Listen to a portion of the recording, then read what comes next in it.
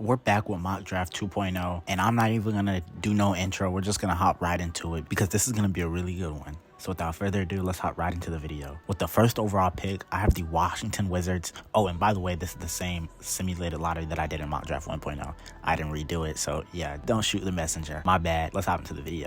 With the number one overall pick, I have the Washington Wizards taking Matisse Buzelis. He's averaging 12 points. Actually, he's averaging 13.3 points and 5 rebounds this season with G League Ignite in 8 games. Like I said in the first video, and like I've been saying in every video I've made about Matisse, he's a Swiss Army knife and reminds me a lot of Franz Wagner. I think his finishing ability is very underrated. I think he's a fantastic finisher. He's shooting almost 40% from 3 this year with G League Ignite, and I think he's the best player on that team, and I think he has the highest ceiling on anybody on that roster. So Matisse Buzelis, he's the number one overall pick to the Washington Wizards. The second overall pick is the San Antonio Spurs, and with this pick, I have the San Antonio Spurs still taking Isaiah Coiler. Yes, since Pac-12 play has started, Isaiah Coiler has not been the best point guard in the country, well, best freshman point guard in the country. I think it's probably been Jackson Shelstad, to be quite frank with you guys. But I think Isaiah Coiler does possess a lot of potential. Yes, the what have you done for me lately kind of, sport, but I think the overall body of work that Isaiah Coiler has is going to be the main reason why he's going to be drafted high. With the third overall pick, I have the Portland Trailblazers taking the wing, Ron Holland. Ron Holland's the very athletic wing. I said in the first video, Andrew Wiggins type, Jonathan Kuminga type player. I don't think I said Jonathan Kuminga. I might have, but I'm saying it now. Jonathan Kuminga type player, really athletic, really raw on the offensive side of the ball. Outside of his athleticism, playmaking obviously could improve. Jump shot obviously could improve, but that athleticism is going to carry him so far, and it has carried him this far. But once he develops that jump shot, the playmaking chops, he's going to be a really scary prospect. With the number 4 pick, I have the Detroit Pistons taking Jacoby Walker out of Baylor.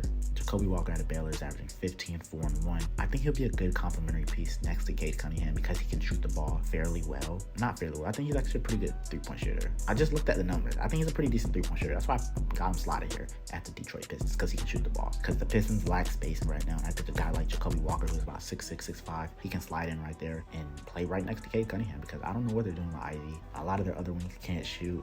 If they can, they're vets. So I got Jacoby Walker to the Detroit Pistons. Pick 5, I have the Memphis Grizzlies taking Justin Edwards. He's having 10, 4, and 5 right now. Do I think Justin Edwards will get drafted this high? Probably not when it comes to draft time. Well, maybe, because a lot of people are still high on Edwards. But so far this season, he's been struggling. And I don't think Memphis will pick this high, because obviously they have Ja Morant coming back within the next few games. So obviously they're going to win a couple more games. And they've been winning as of late. Desmond Bane's been hooping, playing like an all-star this season. So do I think Edwards will be taking this high? Maybe, maybe not. Do I think Memphis will be picking this high? Maybe, maybe not. But for right now, in the mock draft 1.0, Memphis is taking Justin Edwards. The 6th overall pick, I have the Charlotte Hornets taking Zachariah Risacher. 11, 3, and 1. That's what he's averaging right now on the season. I think he's French, if I'm not mistaken. But I don't know too much about his game. But on the big board, he was slotted as a really touted prospect. So I got to do some research on Zachariah.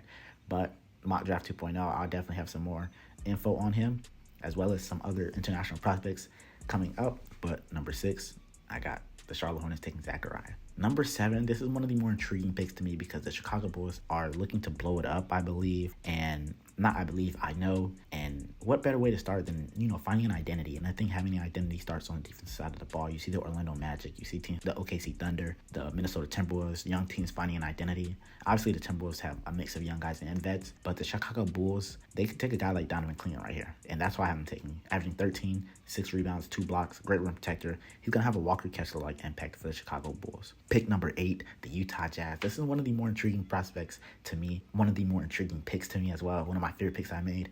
The Utah Jazz are going to take Reed Sheppard with the 8th overall pick. As you guys know, I just made a video about Reed Sheppard. Sheppard is averaging 14, 4, and 4 with 3 steals and almost a block a game. He does it all. He has no holes in his game, maybe outside of ball handling. But when you draft Reed Sheppard, you're not drafting him to be your ball handler. You're drafting him to shoot the ball and guard and play some defense. And that's why I love Reed Sheppard. Reed Sheppard and Matisse Buzelis are 2 of my favorite prospects in this draft, without a doubt. The 9th overall pick, I have the Portland Trailblazers taking Alex Sarr. Sarr is a 6'10", 6'11", 7-foot big man. I mean, he's like 7', 7'1". 7-foot big man who plays the 4 and the 5 positions, averaging 10 points, 5 rebounds, and a block a game. He plays for Perth Wildcats, I believe, in the NBL. I don't know too much about his game, but I think he would fit well next to the young pieces that the Portland Trailblazers already have. With the 10th overall pick, the San Antonio Spurs are back on the board, and I think right here, I'm going to take a swing on Kyle Filipowski, averaging 19, 8, and 2 blocks with the Duke Blue Devils this season. I think a tandem of Flip and Wemby would terrorize offenses. is because you have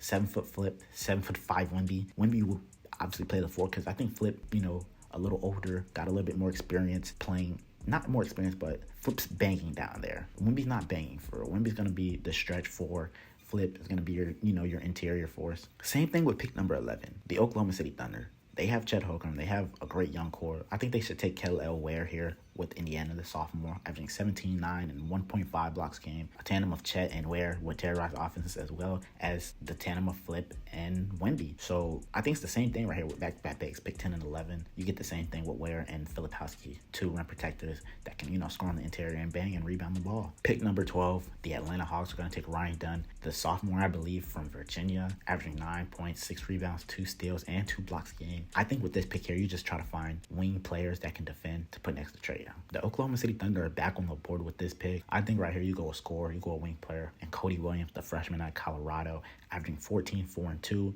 He's a good scorer who shoots the ball really well from 3, but on low volume. I think he shoots like 1 3 a game or 2 3s a game. With this pick, I'm projecting that he continues to up his volume from 3 and becomes a better 3-point shooter because he shoots good on low volume. So hopefully he can, shoot the ball a little bit more. With the last pick in my mock draft 1.0, I didn't know where to go with this pick, so I just went Nikola Topic, the best player available for the Houston Rockets. He's averaging 18, 3, and 6 in his international league right now. Don't know much about him. I just know he's a 6'6" point guard. So I just went best player available for the Houston Rockets because I didn't know entirely what they needed because, they have a pretty decent young court with, slots filled everywhere, but obviously nobody's spot's really solidified.